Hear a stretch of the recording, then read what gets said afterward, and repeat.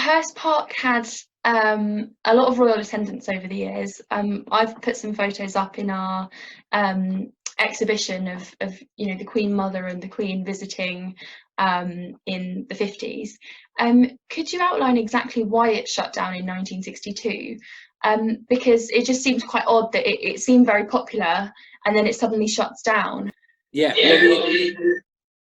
I think Hurst Park was very popular, and up until the introduction of betting shops in the beginning of the 1960s, the only way you could have a bet on horse racing was to either have a credit account with a bookmaker, which involved you having sort of deposited quite a lot of money, or by actually going to the races. And attendances at Hurst Park were very comparable with Sandown and Kempton and so forth, because people did go, especially for the midweek meetings.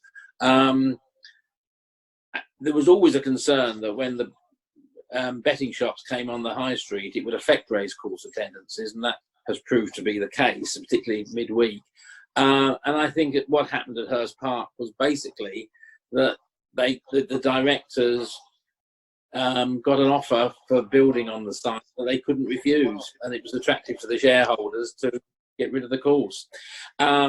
By contrast, Sandown Park also could have been vulnerable in the 1960s, not necessarily from housing development, but from the building of the A3 bypass, because there was two routes, one from Paynes Hill in Cobham going through, as it does now, across Esher Common to Tolworth, but there was a second route proposed which would have gone through the back of Hersham and along parallel with the railway line and come out at the Scilly Isles roundabout, which would have taken away quite a lot of land from Sandown Park and would have made it much more difficult to continue to stage racing there.